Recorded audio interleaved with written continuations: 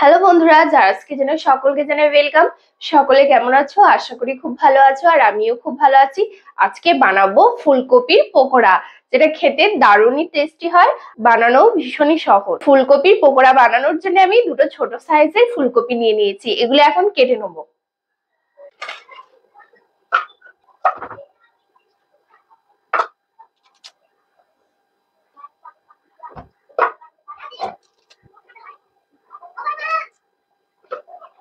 এই ফুলকপিগুলো আমি ছোট ছোট করে কেটে নিচ্ছি, এরকম সাইজের সব ফুলকপিগুলো কেটে নেবো।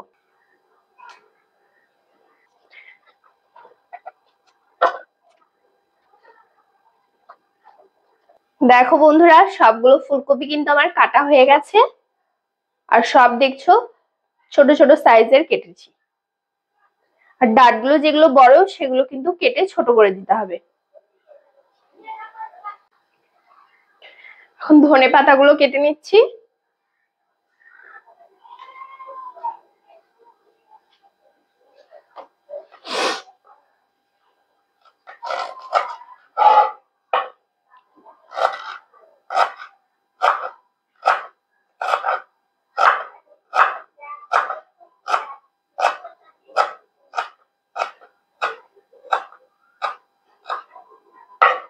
ধনে পাতাগুলো কাটা হয়ে গেছে, এখন এগুলো একটি বাটিতে তুলে নেব।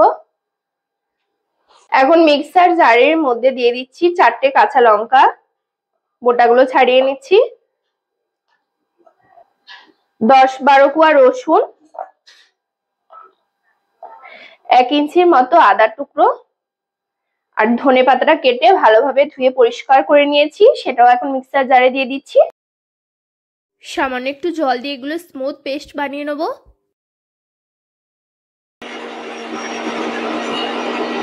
কপিটা আমি ভাপিয়ে নেব, তার জন্য কড়াই দিয়ে দিচ্ছি জল। জলের মধ্যে 1 চামচের মতো লবণ দিয়ে দিচ্ছি। সামান্য একটু হলুদের গুঁড়ো দিয়ে দিচ্ছি। জলটা ফুটে গেছে, এখন আমি এর মধ্যে কপিগুলো দিয়ে দেবো। আর কপিগুলো আগে ধুয়ে নিয়েছি।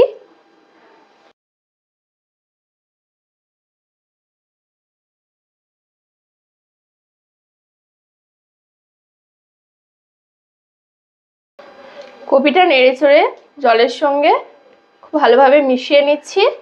এখন এটা ঢেকে দেবো 5 মিনিটের জন্য, এরকম ভাবে ভাপিয়ে নেব।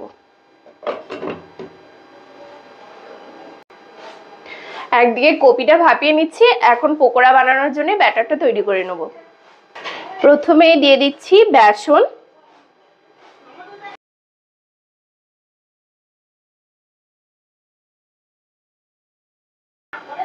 এখানে আমি 5 চামচ বেসন দিয়েছি, আর দিয়েছি 3 চামচের মতো চালের গুঁড়ো। চালের গুঁড়োটা অবশ্যই দিতে হবে, তাহলে কিন্তু পকোড়াগুলো অনেক মুচমুচে হবে।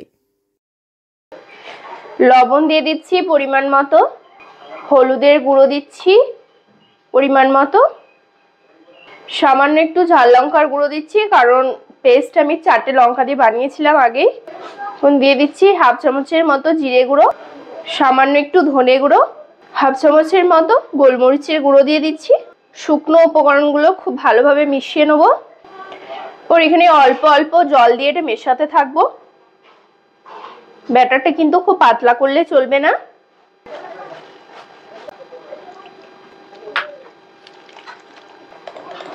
এখন এর মধ্যে আদা রসুন কাঁচা লঙ্কা ধনে পাতার পেস্টটা দিয়ে দিচ্ছি। পর আবারও ব্যাটারটা খুব ভালোভাবে হ্যান্ড মিক্সের সাহায্যে মিশিয়ে নেব। দেখো বন্ধুরা, ব্যাটারটা আমার খুব সুন্দর রেডি হয়ে গেছে। ঘনত্বটা ঠিক এরকম হবে, খুব পাতলাও না আবার খুব ঘন। এদিকে আমার কপিটাও ভাপানো হয়ে গেছে, এখন কপিটা জল থেকে ছেঁকে নেব। দেখো বন্ধুরা, কপিগুলো আমি ছেঁকে নিয়েছি। এখন এগুলি 10 মিনিটের জন্য রেখে দেবো ঠান্ডা হওয়ার জন্য। কড়াইয়ে তেল দিয়ে দিয়েছি, তেলটা গরম হয়ে গেছে। এখন ব্যাটারটা আর একবার একটু ঘেটে নেব,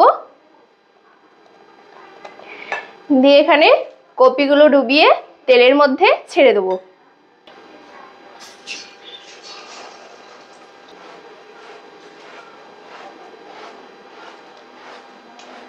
একে একে সব কপিগুলো এরকম তেলের মধ্যে দিয়ে দেবো।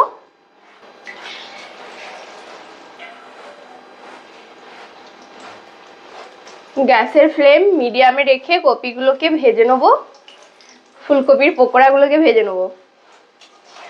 এখন উল্টে পাল্টে নিয়ে খুব সুন্দর করে পকোড়াগুলো ভেজে নেব।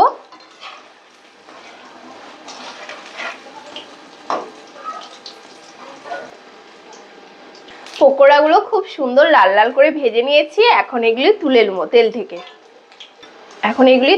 তুলে নেব।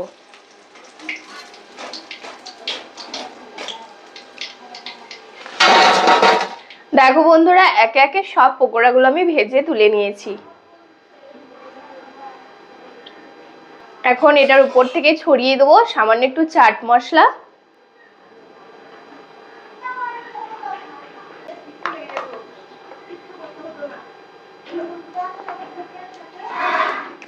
এগুলো কিন্তু ভীষণ মোচমোচে হয়েছে, তোমাদের একটা ভেঙে দেখিয়ে দিচ্ছি। খেতে কিন্তু দারুণ টেস্টি হয়েছে।